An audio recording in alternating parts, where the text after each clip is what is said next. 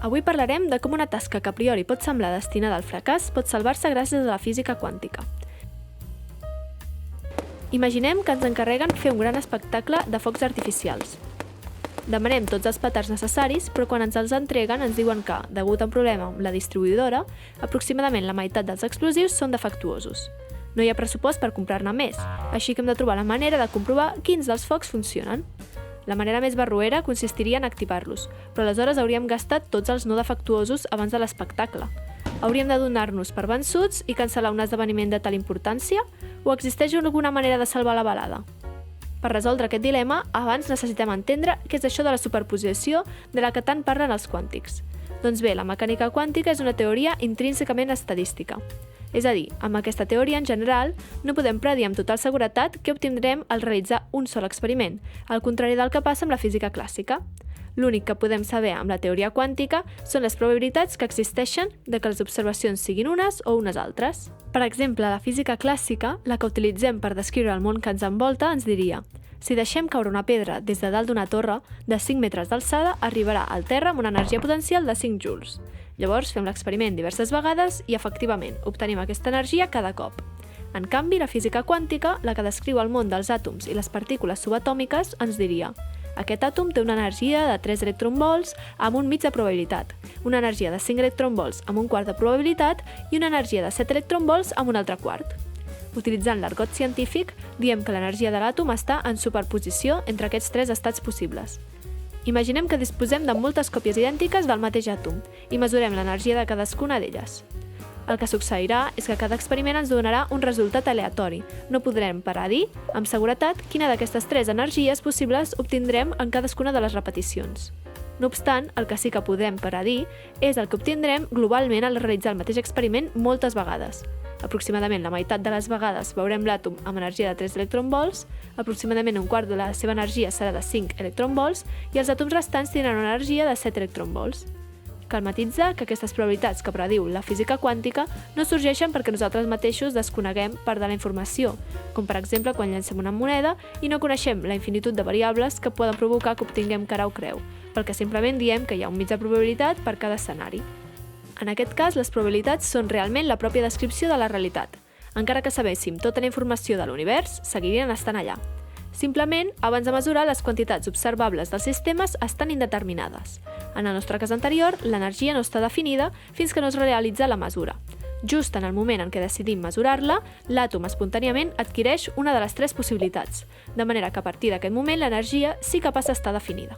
És a dir, si després de la medició obtinguéssim una energia de 3 electronvolts i després tornéssim a mesurar l'energia del mateix àtom repetidament, ja obtindríem sempre el mateix valor. Ara ja estem preparats per a resoldre el nostre problema amb els focs artificials. Per començar, instal·lem un sensor fotònic que únicament quan el petard no sigui defectuós sigui capaç de mesurar si hi ha o no hi ha un fotó. I en cas de que sí que en detecti un, l'artefacte sigui activat, disparant-se cap al cel en forma de foc artificial. Aprofitant la superposició quàntica, podem construir un experiment de la següent manera. Llancem un fotó cap a un mirall semitransparent. Aquest tipus de miralls reflexen el fotó amb un mig de probabilitat i el transmeten amb un altre mig de probabilitat. Per tant, després de que el fotó passi pel mirall semitransparent, es trobarà en una superposició de 2 estats possibles: el fotó que ha seguit el camí superior A i el fotó que ha seguit el camí inferior B. Llavors col·loquem un mirall convencional en cadascun dels 2 camins possibles i finalment les 2 trajectòries es tornen a juntar en un altre mirall semitransparent. De nou, hi haurà un mig de probabilitat de transmissió i un mig de probabilitat de reflexió. A cada una de les sortides hi col·loquem un detector de fotons. Sense entrar en massa detall, cada cop que un fotó es reflexa adquireix una fase de pi mitjos, de manera que un fotó que recorri el camí A i vagi a parar al detector 1 haurà acumulat una fase de 3 pi mitjos, mentre que un fotó que recorri el camí B i vagi a parar fins al mateix detector tindrà una fase de pi mitjos. Això significa que la seva fase relativa és de pi. Recapitulant, el nostre fotó en superposició entre fotó que segueix el camí A i fotó que segueix el camí B arribarà al primer detector de tal manera que la fase entre aquestes 2 possibilitats serà de pi. Això en òptica correspon a una interferència destructiva, el que significa que les 2 contribucions s'anulen entre si. Per tant, mai detectarem un fotó en el primer detector. En canvi, un fotó que recorri el camí A i arribi fins al detector 2 haurà adquirit una fase de pi pel camí, la mateixa fase que un fotó que recorri el camí B i arribi fins al segon detector. Per tant, la seva fase relativa serà 0. Així doncs, el nostre foto inicial arribarà al segon detector amb una fase nul·la entre les seves dues contribucions, el que correspon a una interferència constructiva. Per això, en aquest cas, sí que observarem fotons en el segon detector. Ara tornem amb els nostres focs artificials. Col·loquem l'explosiu que volem detectar al mig del camí B. Hi ha dues possibilitats, que sigui defectuós o que no ho sigui. Opció 1. El foc artificial és defectuós. Llavors, no hi haurà cap tipus de diferència amb el cas anterior. La contribució del camí B del nostre fotó en superposició no interactuarà amb el sensor, ja que aquest només s'activa quan l'artefacte funciona correctament. Per tant, res canviarà i, seguint el raonament anterior, segur que detectarem el fotó en el segon detector. Opció 2. El foc artificial no és defectuós. En aquest cas, el sensor sí que funcionarà i activarà l'explosiu en cas de que es detecti un fotó. Per tant, un foc artificial no defectuós estarà actuant com una mesura, ja que el seu sensor el que està fent és detectar si hi ha o no hi ha un fotó en el camí B. Quan el sensor mesuri si hi ha o no un fotó, aquest procés de mesura provocarà que la superposició inicial desapareixi i que el recorregut del fotó, l'A o el B, en funció del resultat obtingut, es defineixi completament. Aleshores poden succeir dues coses diferents, cada una amb un mig de probabilitat. Pot ser que al mesurar el fotó, amb el sensor obtinguem que efectivament hi ha un fotó allà, és a dir, que aquest està recorrent al camí B. En aquest cas, el foc artificial s'activarà. Certificarem que aquest no era defectuós, però no podrem utilitzar-lo en el nostre espectacle. D'altra banda, pot ser que el sensor no detecti cap fotó, és a dir, que el resultat de la mesura sigui que el fotó està recorrent al camí A.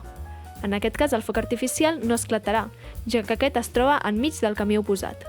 El fotó arribarà al mirall semireflector i com que ja no està en superposició, no hi haurà cap tipus d'interferència. Simplement amb un mig de probabilitat es transmetrà, amb la qual cosa el detectarem en el port 2 i amb un altre mig es reflexarà, detectant-lo en el port 1.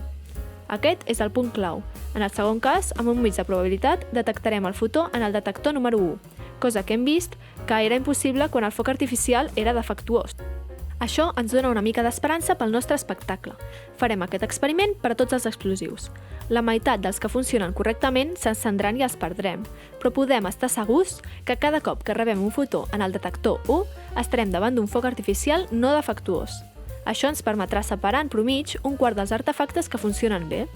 Pot no semblar massa, però és un quart més del que teníem en un principi. Això implica que encara ens quedarà un 25% dels focs no defectuosos barrejats amb els defectuosos. Tot i això, podem repetir el procés novament amb tots aquells petards que no han explotat i que encara no sabem si són o no són defectuosos, i així fins que estiguem satisfets amb la quantitat de focs artificials salvats. Al final de tot, si bé és cert que haurem perdut molts focs artificials, n'haurem separat molts d'altres, d'entre els elements defectuosos. En concret, a la primera ronda haurem detectat un quart dels focs no defectuosos. A la segona detectarem un quart del quart que ens vam deixar sense detectar, i així successivament. Això ens permetrà realitzar l'espectacle adaptant-lo a la nova llista de materials sense el risc de que se'ns hagi colat un explosiu defectuós. Aquesta anècdota, presentada originalment per Elitzur i Weidman, representa el primer mètode de medició sense interacció, un procés molt útil en un món com el quàntic on qualsevol interacció modifica irreversiblement el sistema.